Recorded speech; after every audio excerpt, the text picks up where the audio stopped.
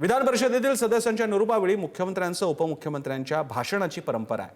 त्यामुळे आता उद्धव ठाकरेंच्या निरोपावेळी उपमुख्यमंत्री एकनाथ शिंदे बोलणार का हा प्रश्न उपस्थित होतोय की एकनाथ शिंदे विधान परिषदेत अनुपस्थित राहून बोलायचं टाळणार याकडे सगळ्यांचं लक्ष लागलंय। पंकज दळवी विधिमंडळातून आपल्याला याबद्दल अधिक सांगतायत।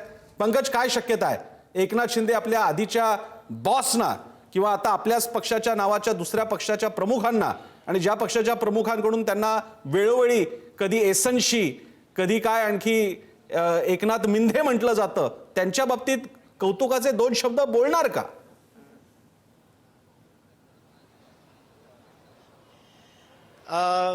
प्रश्न सगळ्यांच्याच मनात ही उत्सुकता आहे की सभागृहाचे नेते विधान परिषद एकनाथ शिंदे आहेत, ते या बाबतीमध्ये मत मांडणार का? कारण अगदी वैयक्तिक पातळीवरती टीका या दोघांची एकमेकांवरती केली आहे। एकनाथ शिंदे उद्धव ठाकरेंचा हात सोडून वेगळे झाले, त्यानंतर पहिली अशी वेळ येते की उद्धव ठाकरेंविषयी एकनाथ शिंदे यांना नियमानुसार बोलावं लागणार आहे, तर ते उल्लेख करणार का याची उत्सुकता प्रत्येकाच्या मनामध्ये आहे। कारण उद्धव ठाकरे पदावरती आले, मुख्यमंत्री झाले, नंतर आमदारकीची शपथ घेतली, त्याच्यानंतर त्यांनी राजीनामा देऊ केला, मात्र तो नंतर दिला नाही, त्याच्यानंतर त्यांच्यावरती घरातून म्हणजे मातोश्रीतून बाहेर पडत नाही तसे आरोप झाले, अशा अनेक गोष्टी त्यावेळी घडल्या। खरं तर प्रोफेसर याच्यामध्ये एक महत्वाची इंटरेस्टिंग गोष्ट ही आहे की उद्धव ठाकरे हे आमदार आहेत, विधान परिषद सदस्य, अधिवेशनाला येणं हे त्यांचं कर्तव्य आहे। मात्र उद्धव ठाकरे जेव्हा जेव्हा विधान भवनामध्ये अधिवेशनाला आमदार म्हणून उपस्थित राहायचे त्याची बातमी व्हायची, कारण ते प्रत्येक अधिवेशनातल्या प्रत्येक दिवशी उपस्थित राहायचे नाही, त्यामुळे ते यायचे त्याची बातमी व्हायची।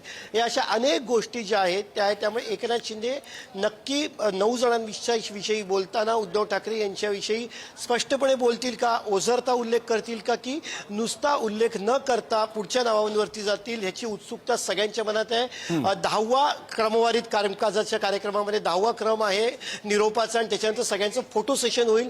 फोटो सेशन होतानाही महत्वाचं असणार आहे, कारण एका रांगेमध्ये मुख्यमंत्री उपमुख्यमंत्री सगळे बसतील। माजी उपमुख्यमंत्री म्हणून उद्धव ठाकरे स्वाभाविकपणे पहिल्याच रांगेत बसतील। पुन्हा ती बॉडी लँग्वेज, जेस्चर, नजरानजर ह्या गोष्टी ज्या आहेत त्या पुन्हा ज्या आहेत त्या बघायला मिळतील।